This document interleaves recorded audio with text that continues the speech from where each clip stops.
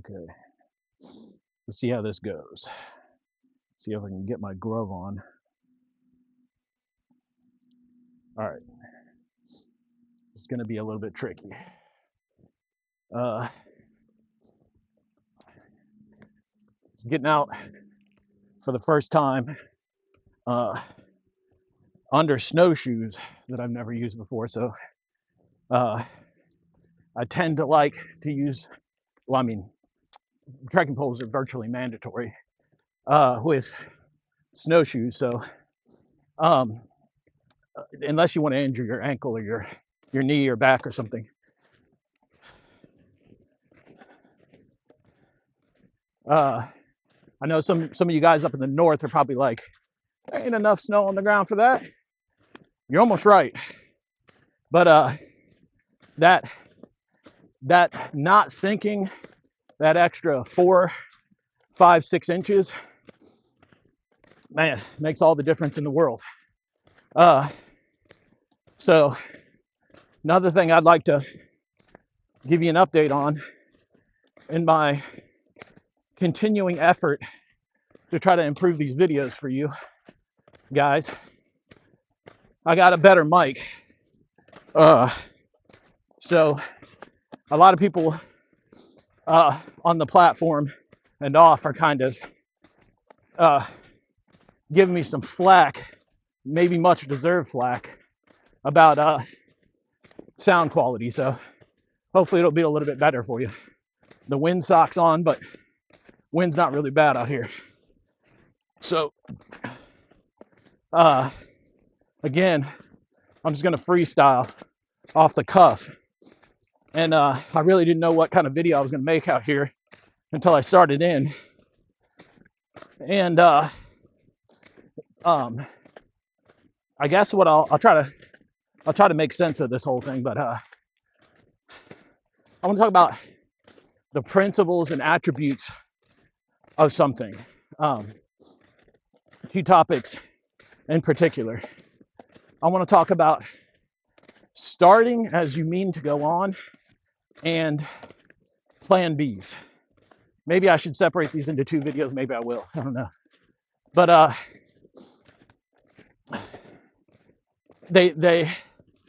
started in with my snowshoes, and I thought, if I didn't have these things, I'd be post holing everywhere I'm going. And trust me, I had to post hole maybe 25, 30 yards before I could put these things on. You ain't going nowhere without these things. So start as you mean to go on. Okay, we're riders, right? I touch on this a little bit in my proper tools for riding article. Please excuse me. Sometimes I gotta be careful about where I place my foot and how. And if I seem a little bit winded, I'm slogging up this hill here. The things you got to do to keep up with your fitness routine, right? So here, I'll get out of that trough. So how exhausting would this trip be if I began the trip with improper tools, right? And tools go to mindset.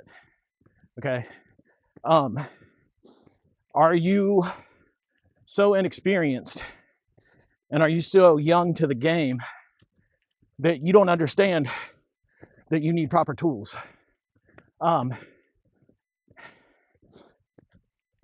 The proper tools stepping off, I might make, I guess, if I brought different equipment, I'd record how many steps I make on this trip. But let's say I make 30,000, 20,000, 10,000.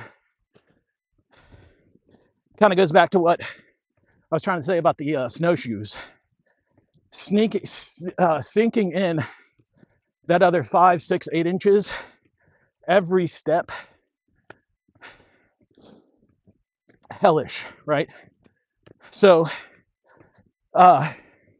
starting as you mean to go on is starting with the proper tools, okay? That can be a distraction-free writing area. It can be your keyboard at the proper angle. It can be the proper word processing device. Pick your poison. Be the right chair. A bunch of people have made videos about this on YouTube. I'm not going to belabor the point, but the point is that this extends to it extends beyond tools. Okay, it goes to having fun. Okay, are you starting or writing a book about something? Passion is one thing, but I believe passion comes and goes. Passion could be exhausted. It's not always a renewable resource, but fun can be. And I think I was actually watching a YouTube video the other day, and somebody was mentioning how turning sparring in combat sports into a game that people actually understood and grasped and retained important principles easier. I don't doubt that. Okay, so having fun with your writing, it's hypercritical, and it's something that you can lose sight of very quickly. I've done that. So you get wrapped up in publishing and advertising and social media, and it can drain the fun out of it pretty quick. And it starts to turn into, a business. And in some instances, that's unavoidable or even intended. Okay, so cross this road here. So keep your eye on the prize. Endurance. If you've ever seen a marching order in the military, it's they're singing songs. There's some concept or atmosphere of a esprit de corps, so camaraderie, competition, having fun. So why do you think that is? If you're slung down with an 80-pound ruck, and you got a 10-mile, 12-mile, 14-mile clip, 14-mile tab, you better make that fun real quick. You better learn to make that fun. So, and that sets up a perfect parable for our writing, right? When you step off, do not make anything harder than it needs to be. Okay?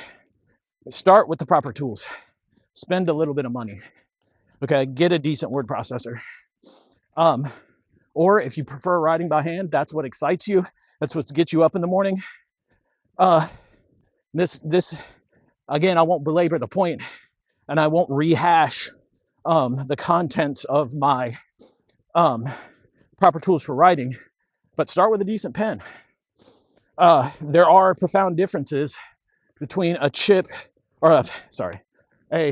a bulk pack of Bix and a nice